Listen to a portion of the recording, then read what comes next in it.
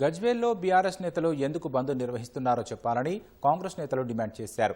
మాజీ ముఖ్యమంత్రి కేసీఆర్ గజ్వేల్ నియోజకవర్గ ప్రజలకు అందుబాటులో ఉండడం లేదని ప్రశ్నిస్తే దాడులకు దిగుతున్నారని తెలిపారు.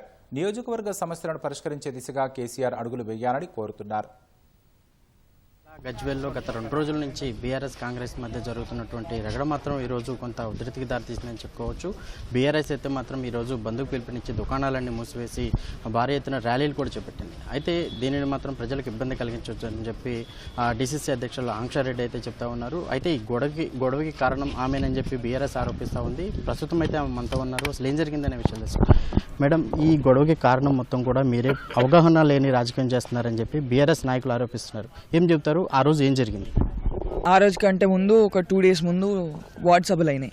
ఈ 99 రోజుల ప్రణాళికలో బీఆర్ఎస్ లీడర్లు వచ్చేసి అక్కడ ఆ ప్రోగ్రాంలో ఈ బీఆర్ఎస్ నాయకులు వచ్చేసి ఆ ఫ్లెక్సీని చింపడమే కానీ కిందేసి తొక్కడమే కానీ ఇది చేశారు. వాళ్ళ డిమాండ్ వచ్చేసి ఎమ్మెల్యే ఫోటో వేయాలి అని. స్టేట్ వైడ్లో ఎక్కడా లేనిది ఇక్కడ జరిగింది. అది కూడా ఎమ్మెల్యే ఇక్కడికి ఎప్పుడు రాలేదు, పనిచేయనోడు.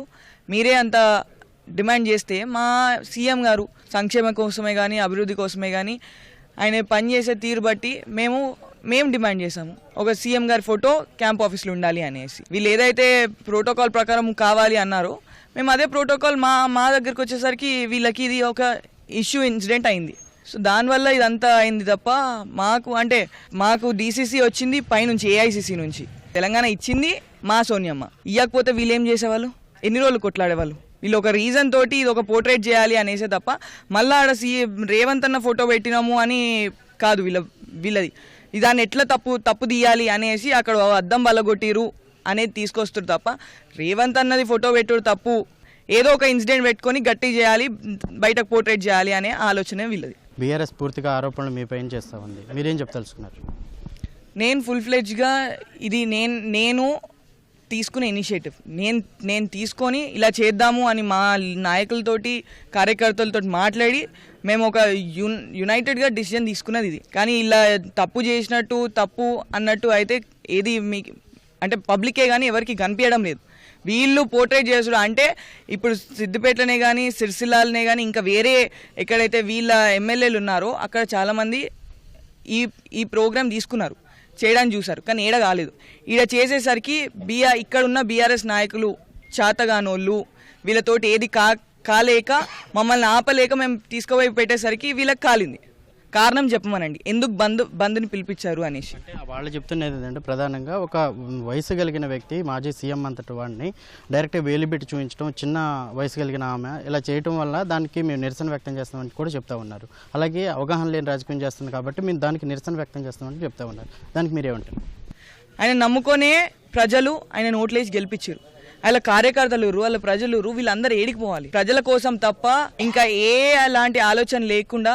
ఇలాంటి మాకు ప్రజలు బాధలు పడుతున్నారు. ఈయన ఒక నెలకు ఒక 2 సార్లైనా వచ్చి ఆయనే వచ్చి ఇక్కడ కూర్చుంటే వాళ్ళు వచ్చి బాధలు చెప్పుకుంటారు, ఈయన పోయి రిప్రజెంట్ చేయాలి అనే ఆలోచనతోటే తప్ప ఇంకా ఎలాంటి ఆలోచనలు మాకు లేవు. ఇప్పటికి కూడా మేము డిమాండ్ చేసేది అది, రండి పని చేద్దాం, కలిసి పని చేస్తాం. మేము కూడా వస్తాం, మేము కూడా వచ్చి అన్న ఇది చేద్దాము అని కలిసి పని చేద్దాం, అందరం కలిసి ప్రజల కోసం పని చేద్దాము అనే ఆలోచనతో ముందుకెళ్తున్నాం. డైరెక్ట్గా కేసీఆర్ గారికి మీరు ఏమి వినిపించదలుచుకున్నారు? రండి కాన్స్టిట్యున్సీకి, మీరు ఒక ఎమ్మెల్యే, ఇక్కడ ఓట్లు వేసే కదా మీరు 2 terms మీరు సీఎంగా ఉన్నారు. సో ఆ రుణం తీర్చుకోండి, వచ్చి ఓట్లు వేసిన ప్రజలది రుణం తీర్చుకోండి. ఇంకో 2.5 years ఉంది. మీరు అడిగితే మా రేవంత్ అన్న ఓపెన్గా చెప్పారు, మీ మర్యాదకి ఏం భంగం కలగకుండా మేము చూసుకుంటాము అని ఆయన ఓపెన్గా ఒక స్టేట్మెంట్ ఇచ్చిండు. మీరు వచ్చి అడిగితే రేవంత్ అన్న కాదు అనకుండా అన్ని పనులు చేస్తారు. అన్ని అసెంబ్లీల కంటే గజ్వేల్ అసెంబ్లీ ఇంకా అభివృద్ధి అవుతుంది మీరు అనుకుంటే అనేసి మేము డిమాండ్ చేస్తున్నాం. రండి కాన్స్టిట్యున్సీకి కలిసి పనిచేద్దాము అని. మొత్తంగా చూసుకోవచ్చు, మాజీ సీఎం కేసీఆర్ అయితే తన నియోజకవర్గాన్ని పట్టించుకోవడం లేదు, ఇక్కడ సమస్యలని నివృత్తి చేయడం లేదు కాబట్టే తమ నిరసన వ్యక్తం చేస్తున్నామని చెప్పి కాంగ్రెస్ నాయకులు చెప్తా ఉన్నారు. అలాగే రానున్న 2.5 సంవత్సరాల పాటు కూడా అధికారంలో ఉంటారు కాబట్టి ఈ సంబంధిత ఏదైతే ఈ గజ్వేల్ నియోజకవర్గంలో ఉన్న సమస్యలను అటు ప్రభుత్వం దృష్టి తీసుకువెళ్ళి ఆ సమస్యలు నివృత్తి చేయాలని చెప్పి కూడా ఆంక్షారెడ్డి ఆకాంక్షిస్తున్నారు. కెమెరామెన్ మొహమ్మద్ షాతో రామకృష్ణ, ఈటీవీ న్యూస్, గజ్వేల్ నుంచి.